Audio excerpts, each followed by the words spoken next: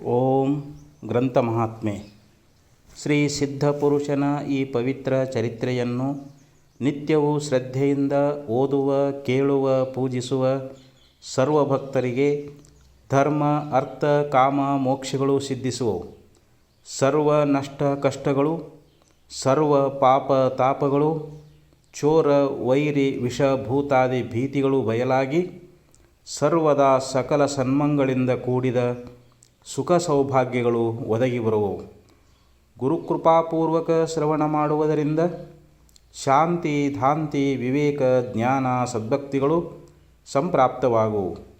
ಈ ಗ್ರಂಥವನ್ನು ತನ್ನ ಇಷ್ಟದೇವತಾ ಮಂತ್ರದೊಡನೆ ಗಂಧ, ಅಕ್ಷತೆ, ಧೂಪ, ದೀಪ, ನೈವೇದ್ಯಗಳಿಂದ ಪೂಜಿಸಿ ಪ್ರತಿ ಅಧ್ಯಾಯದ ಪ್ರಾರಂಭದಲ್ಲಿ ಗ್ರಂಥ ಮಹಿಮೆಯನ್ನು ಪಠಿಸಿ ಸ್ಮರಿಸಿ ನಂತರ ಪಾರಾಯಣ ಮಾಡಿ ಮಂಗಳ ವಿಭೂತಿ ಪ್ರಸಾದಗಳನ್ನು ಭಕ್ತಿಯಿಂದ ಸ್ವೀಕರಿಸುವುದು ಶಿಷ್ಟರ ಸಂಪ್ರದಾಯವಾಗಿರುವುದು. ಶ್ರೀ ಗಣೇಶಾಯ ನಮಃ. ಶ್ರೀ ಸದ್ಗುರು ಸಿದ್ಧಾರೂಢ ಸದ್ಗುರುವೇ ನಮಃ. 23ನೇ ಅಧ್ಯಾಯ. ಸಿದ್ಧ ಮಹಿಮೆಯ ಶ್ರವಣ ಮಾತ್ರದಿ ಸರ್ವದಾನಾಂ ಧನ್ಯನು, ಶುದ್ಧ ಚರಣದ ಪೂಜೆ ಮಾಡುತ್ತ ಪಾಪದಿಂದಲೇ ಮುಕ್ತನು.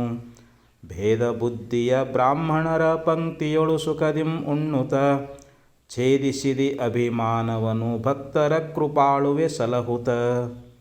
ಹೇ ದಯಾಗಣನಾದ ಸದ್ಗುರು ಸಿದ್ಧಾರೂಢನೇ, ನಿನ್ನ ಚರಣಗಳಿಗೆ ಬಹು ದೀನಭಾವದಿಂದ ನಮಸ್ಕರಿಸುತ್ತೇನೆ. ಈ ಚರಣಗಳು ಮುಮುಕ್ಷು ಜನರಿಗೆ ಭವಾರ್ಣವವನ್ನು ದಾಟಲಿಕ್ಕೆ ನೌಕಾರೂಪವಾಗಿರುತ್ತವೆ. ಕೃಪಾನಿಧಿಯಾದ ನೀನು ನಮ್ಮಂಥ ಜೀವರುಗಳ ಉಪಾಧಿಯನ್ನು ನಿವಾರಿಸಿ ಬುದ್ಧಿಯನ್ನು ಬ್ರಹ್ಮಾಕಾರ ಮಾಡಿ ಭವಾಬ್ದಿಯೊಳಗಿಂದ ನಮ್ಮನ್ನು ತಾರಿಸುವಂಥವನಾಗು. ಸತ್ಯವಾಗಿ ನೀನು ಚಿದ್ರೂಪನಿದ್ದಿ. ಪುಣ್ಯ ಪಾಪಗಳು ಸರ್ವದಾ ಮುಟ್ಟದಂತಹ ನೀನು ಮನುಷ್ಯ ರೂಪವನ್ನು ಧಾರಣ ಮಾಡಿ ಭಕ್ತಜನರನ್ನು ತಾರಣ ಮಾಡುತ್ತಿರುವೆ. ಎಲ್ಲ ಜೀವರುಗಳ ಬಂಧನಕ್ಕೆ ಕಾರಣವಾಗಿರುವಂಥ ಅಗಾಧವಾಗಿರುವ ಈಶ್ವರ ಮಾಯೆಯು ಮಹಾ ದುರ್ಘಟವಾದ ಭೇದಾಭೇದಗಳಿಂದ ಯುಕ್ತವಾಗಿ ಅವರಿಗೆ ಅತಿ ದುಃಖ ಕೊಡುವಂಥದ್ದಾಗಿರುತ್ತದೆ. ಅಂಥ ಮಾಯೆಯೊಳಗಿಂದ ಜೀವನಿಗೆ ನಿನ್ನ ಹೊರತು ಮತ್ಯಾರೂ ಉದ್ಧರಿಸುವುದಿಲ್ಲ. ಯಾಕೆಂದರೆ ನೀನೊಬ್ಬನೇ ಮಾಯಾ ಜೀವ ಬ್ರಹ್ಮರ ಅಂತರ್ಭಾವವನ್ನು ತಿಳಿದಿರುವೆ. ಶಾಸ್ತ್ರದಲ್ಲಿ ಅನೇಕ ವಿಷಯಗಳು ಹೇಳಿರುತ್ತವೆ. ಅವು ಶಬ್ದ ಮಾತ್ರವಿದ್ದು ಅವುಗಳ ಸೂಕ್ಷ್ಮಾರ್ಥವು ತಿಳಿಯದು. ಅಂಥದ್ದನ್ನು ನೀನೇ ಸ್ಪಷ್ಟವಾಗಿ ಬೋಧಿಸಿದರೆ ನಮಗೆ ಶೀಘ್ರ ತಿಳಿಯುತ್ತದೆ. ಶಾಸ್ತ್ರದ ಬೋಧವು ಅಧಿಕಾರ ಪರತೊಂದಿರುತ್ತದೆ.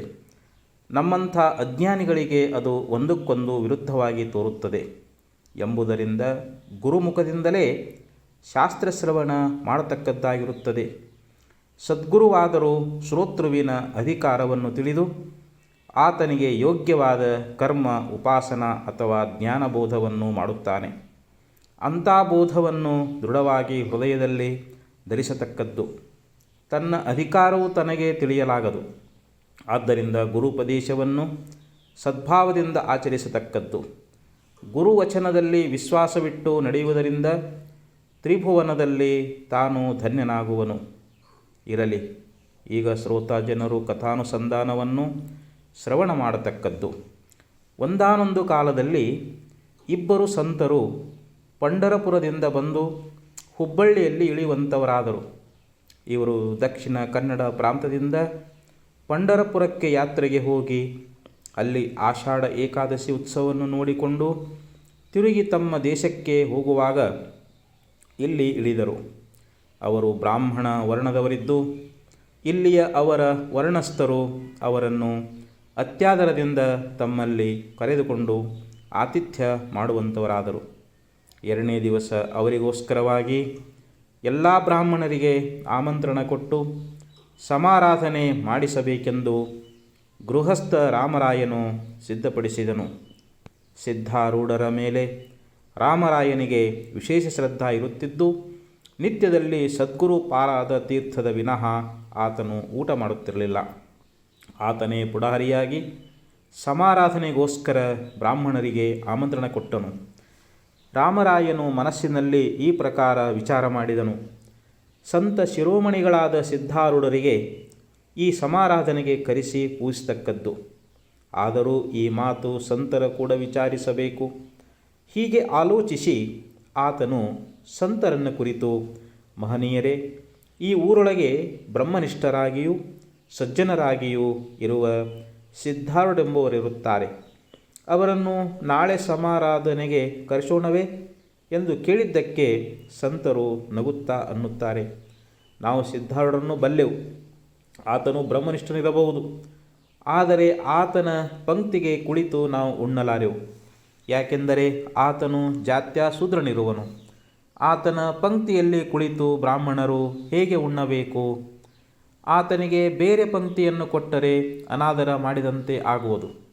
ಆದ್ದರಿಂದ ನಿನ್ನ ಈ ವಿಚಾರವು ನಮ್ಮ ಮನಸ್ಸಿಗೆ ಬರುವುದಿಲ್ಲ. ಇದರಿಂದ ನಮ್ಮ ಜಾತಿಗೆ ಹೀನತ್ವ ಬರುವುದು.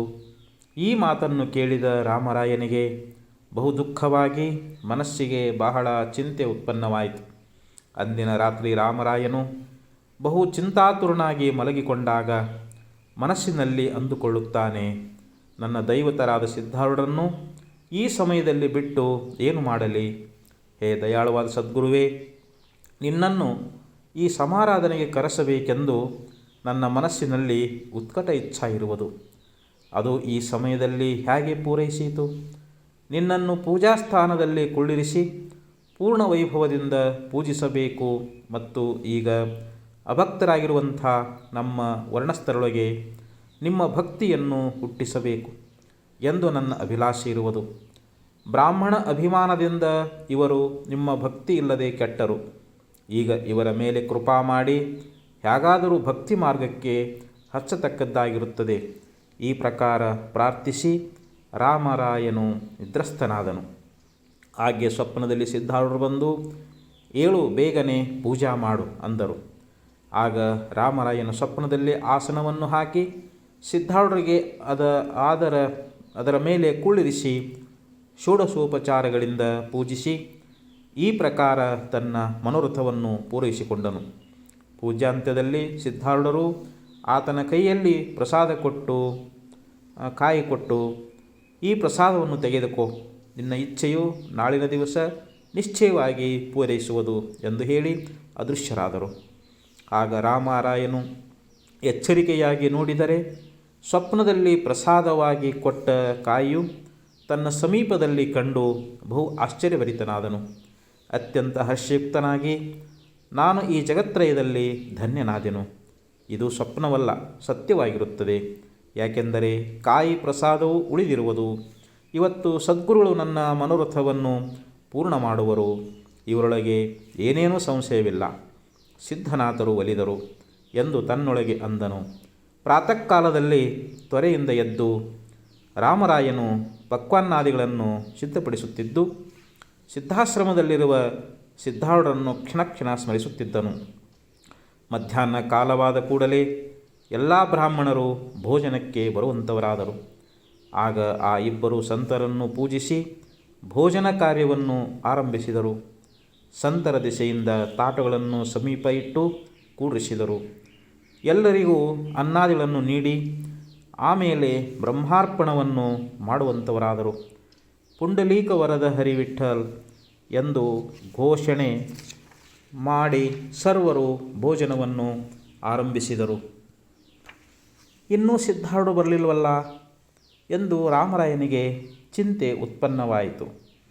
ಆಗ ಒಂದು ವಿಶೇಷ ಚಮತ್ಕಾರವನ್ನು ಕಂಡು ಆತನು ಆನಂದಭರಿತನಾದನು. ಇಬ್ಬರು ಸಂತರ ಒಬ್ಬರ ಸಮೀಪ ಒಬ್ಬರು ಕುಳಿತು ಸುಖದಿಂದ ಊಟ ಮಾಡುತ್ತಿರುವಾಗ ಅವರ ನಡುವಿನಲ್ಲಿ ಸ್ವಸ್ಥ ಕುಳಿತು ಉಣ್ಣುತ್ತಿರುವ ಸಿದ್ಧಾರೂಢರನ್ನು ಕಂಡು ರಾಮರಾಯನು ಬಹಳ ಆಶ್ಚರ್ಯಚಕಿತನಾದನು. ಸಿದ್ಧರ ಮುಂದೆ ಒಂದು ತಾಟು ಇತ್ತು. ಅದರೊಳಗಿಂದ ಸಿದ್ಧರು ಉಣ್ಣುವುದನ್ನು ರಾಮರಾಯನು ಕಂಡನು. ಆ ಸಂತರು ಒಮ್ಮೆ ಭೋಜನದಲ್ಲಿ ತೊಡಗಿದ್ದು ಸಿದ್ಧರನ್ನು ನೋಡಲಿಲ್ಲ. ಇಷ್ಟರೊಳಗೆ ಆ ಸಂತರು ಒಬ್ಬರ ಕೂಡ ಒಬ್ಬರು ಮಾತನಾಡಲಿಕ್ಕೆ ನೋಡುವ ಸಮಯದಲ್ಲಿ ತಮ್ಮ ಮಧ್ಯದಲ್ಲಿ ಒಬ್ಬರು ಊಟಕ್ಕೆ ಕುಳಿತಿರುವುದನ್ನು ಕಂಡರು.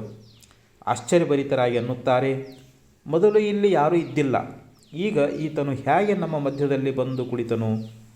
ಈತನನ್ನು ನಾವು ಎಂದೂ ಕಂಡಿಲ್ಲ ಎಂದು ಇತರರಿಗೆ ಹೇಳಿ ಇವರು ಸಿದ್ಧಾರೂಢರೆಂದು ತಿಳಿದುಕೊಂಡರು. ಆಗ ರಾಮರಾಯನಿಗೆ ಅವರು ಬಂದ ಕಾರಣ ಕೇಳಲಾಗಿ ಆತನು ತನಗೇನು ಗೊತ್ತಿಲ್ಲ ಅಂದನು. ಸಿದ್ಧರಾದರೂ ಶಾಂತ ಚಿತ್ತದಿಂದ ಕುಳಿತುಕೊಂಡು ಉಣ್ಣುತ್ತಿದ್ದರು. ರಾಮರಾಯನಿಗೆ ಅತ್ಯಂತ ಆನಂದವಾಯಿತು. ಆಗ ಸಂತರು ವಿಚಾರ ಹುಟ್ಟಿದವರಾಗಿ, ನಾವು ಬುದ್ಧಿಮಂದರಾಗಿ ಸದ್ಗುರು ಮಹಿಮೆಯನ್ನು ತಿಳಿಯದೇ ಹೋದೆವು. ಇವನು ಸಾಕ್ಷಾತ್ ಈಶ್ವರರಿದ್ದಾರೆಂಬುದರಲ್ಲಿ ಏನೇನೂ ಸಂಶಯವಿಲ್ಲ. ನಾವು ಸಿದ್ಧರ ಪಂಕ್ತಿಗೆ ಕುಳಿತು ಊಟ ಮಾಡಿ ಧನ್ಯರಾದೆವು ಎಂದು ಆ ಸಂತರು ತಮ್ಮೊಳಗೆ ಅನ್ನುತ್ತಿದ್ದರು. ಇಷ್ಟರೊಳಗೆ ಸಿದ್ಧಾಶ್ರಮದಲ್ಲಿಯೂ ಸಿದ್ಧಾರೂಢರು ಇದ್ದಾರೋ ಇಲ್ಲವೋ ನೋಡೋಣ ಎಂದು ಯಾರೋ ಒಬ್ಬರು ಹೋಗಿ ನೋಡಿದಾಗ ಅಲ್ಲಿ ಪ್ರತ್ಯಕ್ಷ ಸದ್ಗುರುವನ್ನು ನೋಡಿ ಆಶ್ಚರ್ಯಚಕಿತರಾದರು. ಇತ್ತ ಸಂತರಿಗೆ ಚಮತ್ಕಾರವನ್ನು ತೋರಿಸಿ ಸಿದ್ಧಾರೂಢರು ಅಂತರ್ಧಾನ ಹೊಂದಿದರು. ಆಗ ಅವರು ಎಲ್ಲ ಬ್ರಾಹ್ಮಣರನ್ನು ಕುರಿತು ಅನ್ನುತ್ತಾರೆ, ಈ ಸಿದ್ಧಾರೂಢರು ಇಲ್ಲಿ ಬಂದು ಊಟಕ್ಕೆ ಕುಳಿತಿದ್ದನ್ನು ನೀವೆಲ್ಲರೂ ನೋಡಿರುತ್ತೀರಿ. ರಾಮರಾಯನು ಧನ್ಯನು. ಆತನ ಭಕ್ತಿಗೆ ಅವರು ಮೆಚ್ಚಿದರು. ಆತನಿಂದ ನಮಗಾದರೂ ಸಿದ್ಧರ ಚರಣಗಳು ಲಭಿಸಿದವು, ಆದರೆ ನಾವು ಅವರ ಪೂಜಾ ಮಾಡಲಿಲ್ಲ. ಆದ್ದರಿಂದ ಇಲ್ಲೇ ಕರೆಸಿಕೊಂಡು ಅವರ ಚರಣಧೂಳಿಯನ್ನು ಕಪಾಳಕ್ಕೆ ಹಚ್ಚಿಕೊಂಡು ನಾವು ಧನ್ಯರಾಗುವೆವು. ಆಗ ರಾಮರಾಯನು ಸಿದ್ಧಾರೂಢರನ್ನು ಕರೆದುಕೊಂಡು ಬರಲಿಕ್ಕೆ ಸಿದ್ಧಾಶ್ರಮಕ್ಕೆ ಹೋದನು. ಸದ್ಗುರುಗಳಿಗೆ ಭೇಟಿಯಾಗಿ, ಮಹಾರಾಜರೇ, ನೀವು ಪ್ರತ್ಯಕ್ಷ ಈಶ್ವರಿ ಅವತಾರ ಇದ್ದೀರಿ ಹೀಗಂದು ಸ್ವಾಮಿಯವರಿಗೆ ಎಲ್ಲ ವೃತ್ತಾಂತ ನಿವೇದಿಸಿದನು. ಇದನ್ನು ಕೇಳಿ ಮಹಾತ್ಮರು ನಗುತ್ತಾ ಅನ್ನುತ್ತಾರೆ, ರಾಮರಾಯನೇ, ನಿನ್ನ ಶುದ್ಧ ಭಾವವೇ ಸದ್ಗುರು ರೂಪವಾಗಿ ಎಲ್ಲರಿಗೂ ಪ್ರತ್ಯಕ್ಷವಾಯಿತು. ಶುದ್ಧ ಭಾವ ಒಂದೇ ಕಾರಣವಾಗಿರುತ್ತದೆ. ಇದಕ್ಕೂ ಹೆಚ್ಚಿನ ಈಶ್ವರನೇ ಇಲ್ಲ. ಶ್ರೋತಾಜನರು ಈ ಸತ್ಯ ವಿಚಾರವನ್ನು ತಿಳಿದುಕೊಂಡು ಆಂತರ್ಯದೊಳಗೆ ವಿವರಿಸತಕ್ಕದ್ದು ಇರಲಿ. ರಾಮರಾಯನು ಸಿದ್ಧಾರೂಢರಿಗೆ ಪ್ರಾರ್ಥಿಸಿ ಪೂಜೆಗೋಸ್ಕರ ಮನೆಗೆ ಕರೆದುಕೊಂಡು ಹೋದನು. ಸಂತರು ಮತ್ತು ಇತರ ಬ್ರಾಹ್ಮಣರು ಸದ್ಗುರುಳ ದರ್ಶನ ಮಾತ್ರದಿಂದ ಬಹಳ ಪ್ರೇಮಯುಕ್ತರಾಗಿ ಷೋಡಶೋಪಚಾರಗಳಿಂದ ಪೂಜಿಸುವಂಥವರಾದರು. ಈ ಕಥೆಯ ಲಕ್ಷ್ಯಾರ್ಥವನ್ನು ಶ್ರವಣ ಮಾಡುವಂಥವರಾಗಿರಿ. ಸದ್ಗುರುನಾಥನೇ ಪ್ರತ್ಯಗಾತ್ಮನು. ಆತನ ಭಕ್ತನಾದ ರಾಮರಾಯನೆಂಬ ಜೀವನು ನಿತ್ಯ ಆನಂದವೆಂಬ ತೀರ್ಥವನ್ನು ಸೇವಿಸುತ್ತಿದ್ದನು. ಜ್ಞಾನೇಂದ್ರಿಯ ಮತ್ತು ಕರ್ಮೇಂದ್ರಿಯ ಇವುಗಳ ಅಭಿಮಾನಿಗಳೇ ಇಬ್ಬರು ಸಂತರು. ವಿಷಯವೃತ್ತಿಗಳೇ ಇತರ ಬ್ರಾಹ್ಮಣರು. ವಿಷಯ ಸೇವನೆ ಎಂಬ ಭೋಜನಕ್ಕೆ ಆಮಂತ್ರಿಸಲ್ಪಟ್ಟಿದ್ದರು. ಜೀವನು ಇಂದ್ರಿಯಾಭಿಮಾನಿಗಳಿಗನ್ನುತ್ತಾನೆ, ಈ ನಮ್ಮ ಸಮಾರಾಧನೆಗೆ ಪ್ರತ್ಯಗಾತ್ಮನನ್ನು ಕರೆಸಬೇಕು. ಅದಕ್ಕೆ ಅವರು ಅಂದರು, ಆತನು ನಮಗೆ ವಿಜಾತಿಯವನು ಇರುತ್ತಾನೆ, ಅವನ ಸಂಘದಿಂದ ನಾವು ಭ್ರಷ್ಟರಾಗುವೆವು. ಇದನ್ನು ಕೇಳಿ ಜೀವನು ದುಃಖಿತನಾದನು ಮತ್ತು ಪ್ರತ್ಯಗಾತ್ಮನನ್ನು ಪ್ರಾರ್ಥಿಸುವಂಥವನಾದನು. ಆತನು ಜೀವನಿಗೆ ಸ್ವಪ್ನದಲ್ಲಿ ಬಂದು ಪ್ರಸಾದ ಕೊಟ್ಟ ಕಾಯೇ ವಿವೇಕವು. ಅದನ್ನು ಹೊಂದಿ ಜೀವನು ಸುಖಿಯಾದನು. ವಿಷಯ ಭೋಜನಕ್ಕೆ ಎಲ್ಲರೂ ಕುಳಿತಿರುವಾಗ ಆ ಇಂದ್ರಿಯಾಭಿಮಾನಿಗಳ ಸಭಿಸಂಧಿಯಲ್ಲಿ ಪ್ರತ್ಯಗಾತ್ಮನು ಬಂದು ಕೂಡುವಂಥವನಾದನು. ಜೀವನು ವಿವೇಕಬಲದಿಂದ ಆತನನ್ನು ನೋಡಿದನು. ಆದರೆ ವಿಷಯ ಸೇವನೆಯಲ್ಲಿರುತ್ತಾ ಇಂದ್ರಿಯಾಭಿಮಾನಿಗಳು ಪ್ರತ್ಯಗಾತ್ಮನನ್ನು ಕಾಣದೆ ಉಪರಮವಾದಾಗ ಅಕಸ್ಮಾತ್ತಾಗಿ ಕಂಡರು. ನೋಡಿ, ಇವನು ಪ್ರತ್ಯಕ್ಷೀಶ್ವರನೆನ್ನುವರು. ಆ ಕ್ಷಣವೇ ಆತನು ನಿರಾಕಾರನಾದನು. ಅನಂತರ ವಿವೇಕಯುಕ್ತನಾದ ಜೀವನನ್ನು ಆತ್ಮನ ಕಡೆಗೆ ಆತನನ್ನು ಕರೆದು ತರಲಿಕ್ಕೆ ಕಳುಹಿಸುತ್ತಾರೆ. ಜೀವನಿಗೆ ಆನಂದವಾಗಿ ಎಲ್ಲ ವೃತ್ತಿಗಳು ಧನ್ಯವಾದವು ಎಂದು ಅಂದುಕೊಂಡರು. ಯಾಕೆಂದರೆ ಸದ್ಗುರು ಕೃಪೆಯಿಂದ ಎಲ್ಲರೂ ಭಕ್ತಿ ಮಾರ್ಗಕ್ಕೆ ಹತ್ತಿದರು. ಆತ್ಮನನ್ನು ಕರೆತಂದು ಪೂಜಿಸಿದರು. ಆನಂದ ಪ್ರಸಾದ ಎಲ್ಲರೂ ತೆಗೆದುಕೊಂಡರು ಮತ್ತು ಜೀವನು ತಾನು ಧನ್ಯನಾದೆನೆಂದು ತಿಳಿದುಕೊಂಡು ಆನಂದಪಟ್ಟನು. ಇಂಥ ಲಕ್ಷ್ಯಾರ್ಥವನ್ನು ಮನಸ್ಸಿನಲ್ಲಿ ವಿವರಿಸಿಕೊಂಡು ಶ್ರೋತಾಜನರು ಆನಂದ ಪ್ರಸಾದವನ್ನು ತೆಗೆದುಕೊಳ್ಳತಕ್ಕದ್ದು. ಆಗ ಪ್ರತ್ಯಗಾತ್ಮನ ಪ್ರಸಾದದಿಂದ ಎಲ್ಲ ವೃತ್ತಿಗಳು ನಿರ್ಮಲವಾಗುವು ಎಂಬಲ್ಲಿಗೆ ಸಿದ್ಧಾರೂಢ ಕಥಾಮೃತದೋಳು ಶ್ರವಣ ಮಾತ್ರದಿಂದ ಸರ್ವ ಪಾಪಗಳು ಭಸ್ಮ ಮಾಡುವಂಥ ಅತಿ ಮಧುರವಾದ 23ನೇ ಅಧ್ಯಾಯವನ್ನು ಶಿವದಾಸನು ಶ್ರೀ ಸಿದ್ಧಾರೂಢ ಸದ್ಗುರುಗಳ ಚರಣಾರವಿಂದಗಳಲ್ಲಿ ಅರ್ಪಿಸಿರುವನು.